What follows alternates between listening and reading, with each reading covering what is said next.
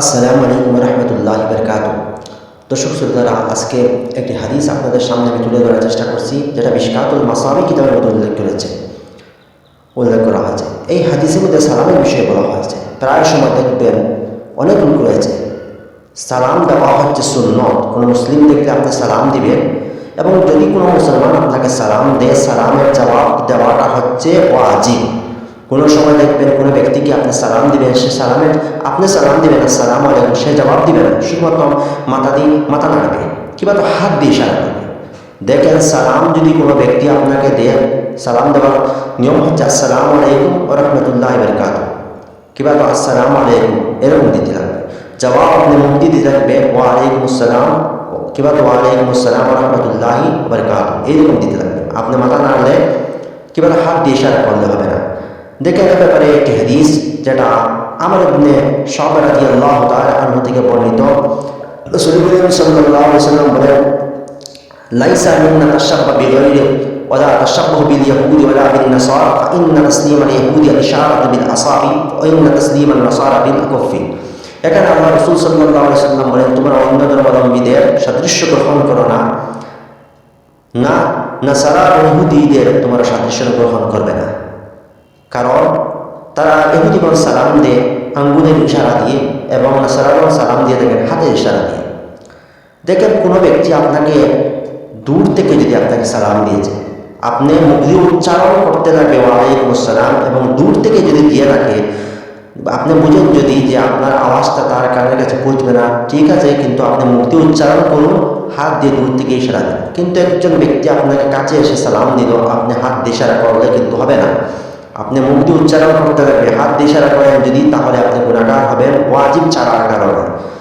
অনেক সময় অনেক দুঃখ লাগে, কোনো ব্যক্তিকে যদি সালাম দেওয়া হয়, সে হাত দিয়ে ইশারা করবে কিংবা তো সামান্য একটু মাথা দিয়ে সে ইশারা করবে। এটা কোথা থেকে পেল? এটা কোনো হাদিসের কিতাব নয়, কোনো ফিকহের কিতাব নয়। সালাম মুখ দিয়ে উচ্চারণ আসসালামু আলাইকুম রাহমাতুল্লাহি ওয়া বারাকাতুহু দিবেন, জবাবটা ওয়ালাইকুম আসসালাম রাহমাতুল্লাহি ওয়া বারাকাতুহু এরকম দিয়ে থাকবেন। যেমন একটি হাদিস সালামের ব্যাপারে আমি উল্লেখ করছি, যেটা মিশকাতুল মাসাবি কিতাবের মধ্যে উল্লেখ রয়েছে। ইমরান ইবনে হুসাইন রাদিয়াল্লাহু তাআলা আনহু এই হাদিসটি বর্ণনা করেছেন। উনি বলেন, জাআ রাজুলুন ইলান নবী সাল্লাল্লাহু আলাইহি ওয়াসাল্লাম ফাকাল আসসালামু আলাইকুম ফারাদ্দা আলাইহি সুম্মা জালাসা। এক ব্যক্তি আল্লাহর নবীর কাছে আসলো, আল্লাহর নবীকে সে বলল আসসালামু আলাইকুম। নবীজি তাহার সালামের উত্তরটা দিলেন, এরপরে লোকটি বসে গেল।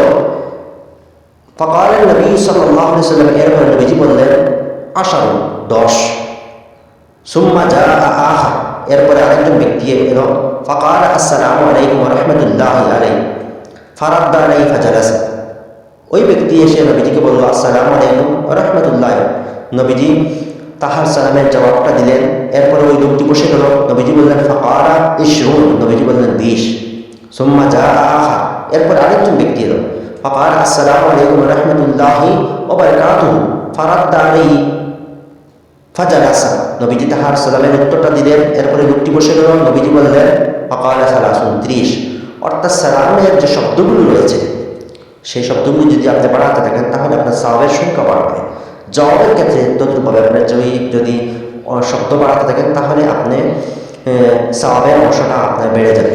সুতরাং কোনো ব্যক্তিকে যদি সালাম দিতে হয়, আপনি মুখ দিয়ে আসসালামু আলাইকুম ওয়া রাহমাতুল্লাহি ওয়া বারাকাতুহু আপনি মুখ দিয়ে বলবেন। কেউ যদি আপনাকে সালাম দেয়, আপনার জন্য ওয়াজিব হলো আপনার সালামের জবাবটা আপনি উচ্চারণ করে সেভাবে দিতে লাগবে। শুধুমাত্র মাথা নাড়লে হবে না, হাত দিয়ে ইশারা করলে হবে না। আপনি যদি অনেক দূরে থাকেন, আপনি যদি বুঝেন ওই লোকটা আমার মুখের আওয়াজ শুনতে পাবে না, তাহলে আপনার মুখ দিয়ে উচ্চারণ করুন, ঠিক আছে, এটা জরুরত অনুযায়ী আপনি হাত দিয়ে সামান্য একটা ইশারা করুন। দূরের থেকে হলে, অনেক দূরে থেকে হলে যে আপনার আওয়াজটা তাহার কাছে পৌঁছবে না, কিন্তু কাছে যদি আপনি বুঝেন যে আপনার আওয়াজটা তাহার কাছে পৌঁছে যাবে, তাহলে হাত দিয়ে ইশারা করার প্রয়োজন নেই। আপনি মুখ দিয়ে উচ্চারণ করে বলেন ওয়ালাইকুম আসসালাম ওয়া রাহমাতুল্লাহি ওয়া বারাকাতুহু।